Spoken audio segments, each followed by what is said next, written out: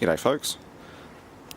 Well, it's time to give Blue a idle air control clean, because he likes to idle at about 1800 when hot, and that's not particularly good. Not that he's going anywhere for a while, I just want to get that out of the way, just like I did the water getting into the interior problem, and that's pretty much it. Then I'm going to focus all effort on getting my little silver RAV on the road, starting with the brake rotors, but for now I just figure we'll finish off a Sunday afternoon doing another IAC clean, this time in daylight, which is good. It's a little bit windy, but not too bad. I'll post this up to RAV4world.com just in case anyone's curious or has the same thing they want to do. It always helps to clean it, even if it isn't too problematic. Even just cleaning the throttle body itself, it's better to take it off than try and do it in the car. You get a more thorough clean and you don't risk washing debris down into the intake. So yeah, essentially pretty easy to remove all this stuff. That's the ABS and traction relay. That's the air intake temperature sensor, that's just a little thermistor probe.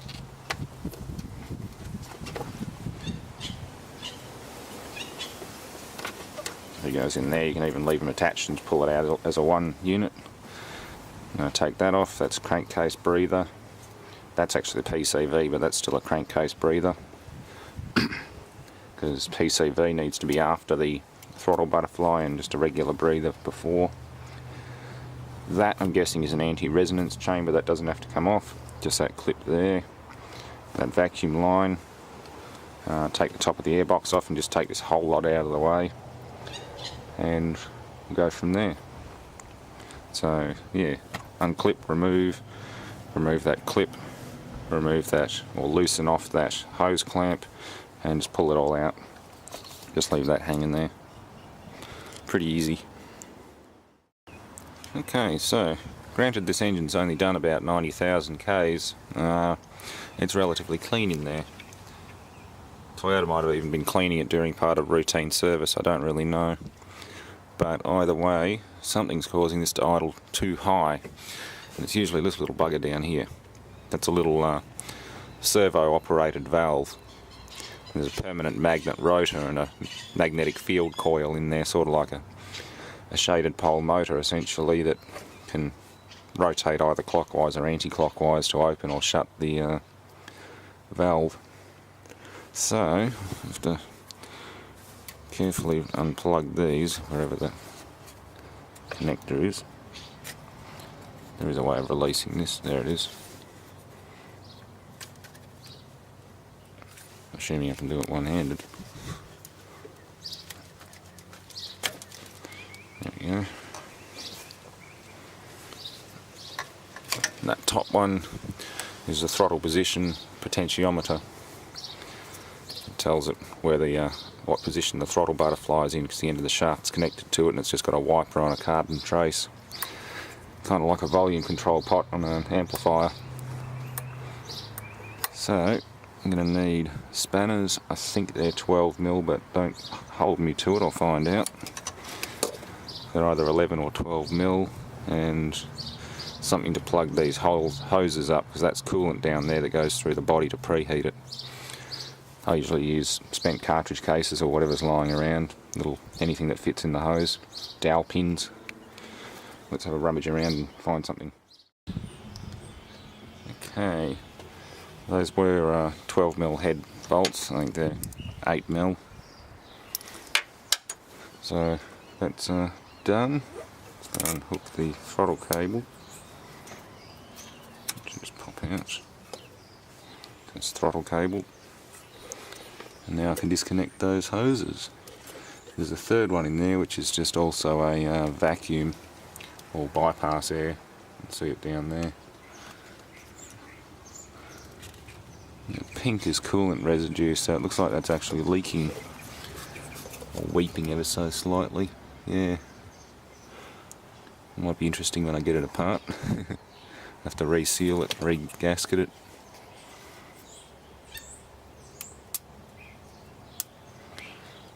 That's okay.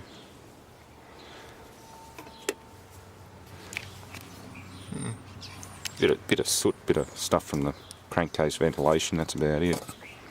Anyway, I'll get those clips undone and plug off those lines. Okay, so that's off and the lines are plugged off. It's all good. Didn't lose much coolant, just a dribble. And that's what we've got to clean up. It's unusually clean, but it's not to say there isn't a problem. Especially around that top edge there, you can see the butterfly itself's all gummed up. And I bet you in there is too. Someone's already had this apart. Those screw heads are cammed out. I wonder if this isn't the problem. I wonder. Yeah, you can certainly see that the screw heads have been cammed and damaged by somebody taking it apart. Same with those ones there. Either that or they tried unsuccessfully, try and do it in the car, but I don't think so. Anyway, let's get this block off. Aha! The plot thickens. Or should I say, the coolant coagulates. Ha! Look at that. It's leaked down into the IAC controller. Only a tiny bit at a time, just weeping in there. And it's actually jammed it up completely. I can't move it. Normally that should spring back, but yeah, I'm not going to force it. I'll damage the edge of that vein there, but just pushing on it, you should be able to move it, but it ain't going anywhere. So I've got to pull this whole thing to bits and clean it out. You can see where the gasket's failed. Rubber formed O-ring. I'm going to make my own with some copper max. Yeah, if I can get that out, I'll get a pick and pick that out and maybe clean it up as best I can and cover everything with a bit of copper max. As long as it's allowed to cure before I start the engine up, it won't get drawn into here. That's the only sensitive bit. The rest of this is just airflow passage. So there's the culprit. It's not so much carbon from long use, because this is a low mile engine. It's coolant residue, possibly due to a failed, well, either that's gone bad or whoever did these up didn't do them up evenly enough, because I found one bolt was really tight and the others weren't all that tight. So either someone had a go at trying to take it off in the car and gave up when they couldn't get to the other screw, or they just didn't torque it down properly after they first took it off, which has got me buggered why they'd need to anyway at such a low mile point. But you can see the body's very clean too, so someone's had a go at cleaning it. Anyway, that explains a lot, and it's going to get another full clean anyway.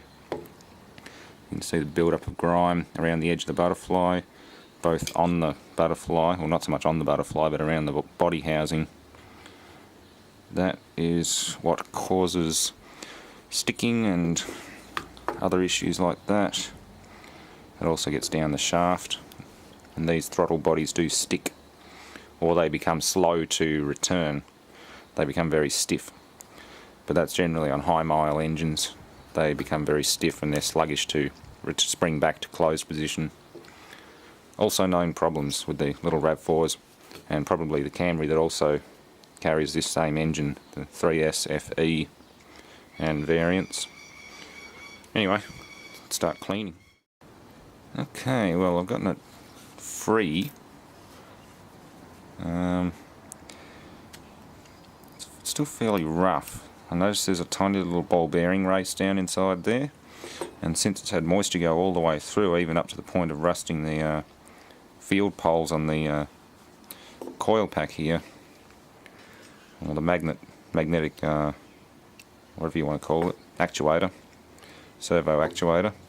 It's also rusted that bearing race that's in there, so I'm going to get some lube oil in there and work it back and forth a fair bit, take this cover off, clean up inside where the bimetal plate is.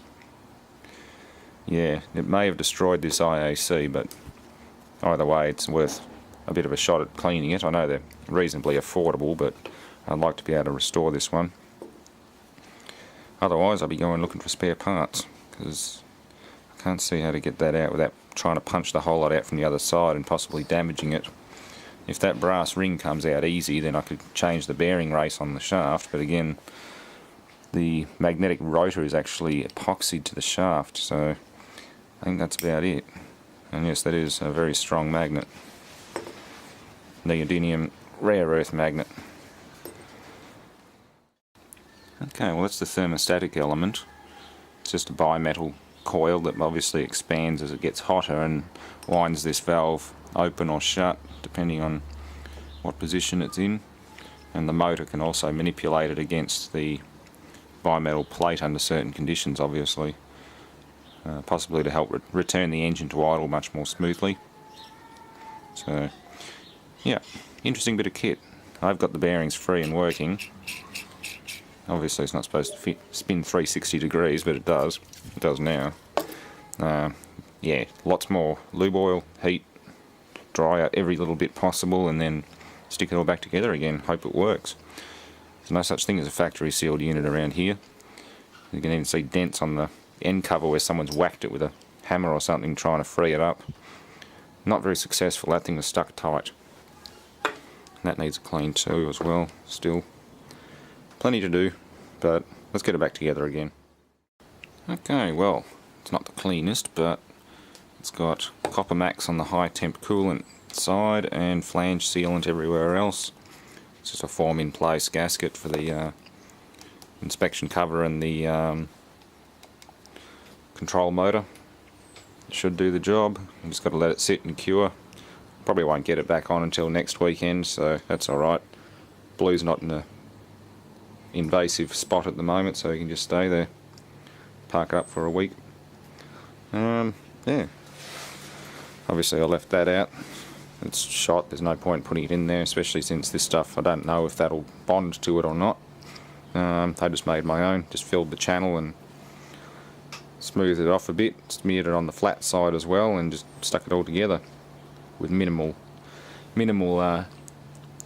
sealant oozing out the sides, so hopefully it hasn't oozed out into any of the passages too far, but it can't really do anything too bad. I mean, if it dislodges, it could stick the IAC open a bit or just go down the intake, and being as soft as it is, it's not really going to harm anything. It'll just go in one end and out the other. Not really an issue. So that's all good. Thanks for watching, and let you know how well it goes after it is reinstalled. I'm going to get on to putting some interior panels and bits back on for the time being, and when the weather really warms up, we'll pull Blue's entire floor pan carpet assembly out and give it a wash with a pressure cleaner. Same with little Betty over there. We'll give her carpet a full gurney high pressure wash one day. They're both a bit nasty. But yeah, it's great having two RAVs now. I can interchange parts if I can't find a solution to a problem, or can do whatever I want, really. Not bad for $1,500 each. Well, this was sight unseen. This one here I inspected and basically fell in love with straight away. Yeah. So we'll do front discs on little Betty here, all discs and pads, and then take her in for a preliminary roadworthy inspection. Shouldn't be too hard to get a pass. Yeah, very good. Thanks for watching.